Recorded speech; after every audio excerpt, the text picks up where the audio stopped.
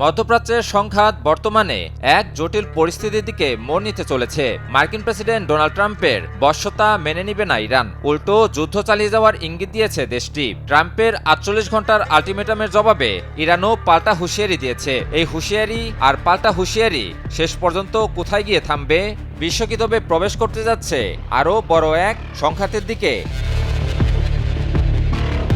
সম্প্রতি নিজের সামাজিক যোগাযোগ মাধ্যম ট্রুথ সোশ্যালে দেওয়া এক পোস্টে ইরানকে ৪৮ ঘন্টার আলটিমেটাম দেন মার্কিন প্রেসিডেন্ট ডোনাল্ড ট্রাম্প। ট্রাম্প বলেন, নির্ধারিত সময়ের মধ্যে হরমুজ প্রণালী খুলে না দিলে যুক্তরাষ্ট্র ইরানের বিদ্যুৎ কেন্দ্রগুলো ধ্বংস করে দেবে।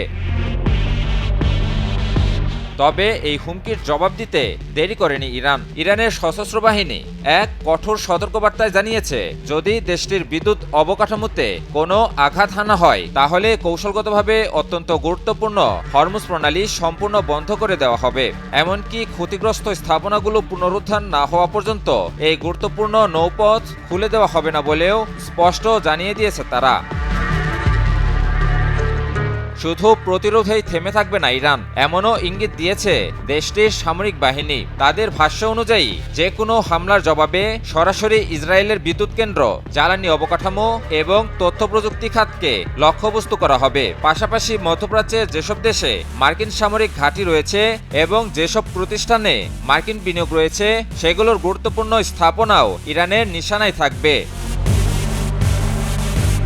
এর আগেই একই ধরনের কড়া বার্তা দেন ইরানের পার্লামেন্টের স্পিকার বাঘের গালিবাফ। তিনি সতর্ক করে বলেন, ইরানের বিদ্যুৎ কেন্দ্রে হামলা মানেই পুরো অঞ্চলের জ্বালানি অবকাঠামোকে ঝুঁকির মুখে ঠেলে দেওয়া। অর্থাৎ এই সংঘাত এখন সরাসরি জ্বালানি যুদ্ধের দিকেও মোড় নিতে পারে।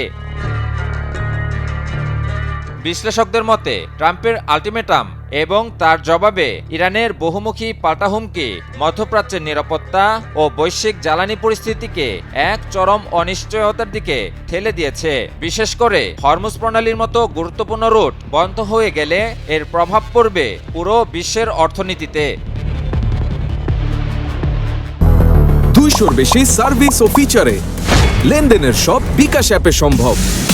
গত ২৮ ফেব্রুয়ারি ইরানের বিরুদ্ধে মার্কিন ইসরায়েলি যৌথ আগ্রাসন শুরুর পর থেকেই পরিস্থিতি দ্রুত অবনতির দিকে যায়। ইরানের গুরুত্বপূর্ণ স্থাপনা ও নেতৃত্বকে লক্ষ্য করে হামলা চালানো হলে পাল্টা প্রতিক্রিয়ায় ইরান ও ইসরায়েলি ভূখণ্ড এবং মধ্যপ্রাচ্যে অবস্থিত মার্কিন ঘাঁটিগুলোতে ধারাবাহিক আঘাত হানতে থাকে।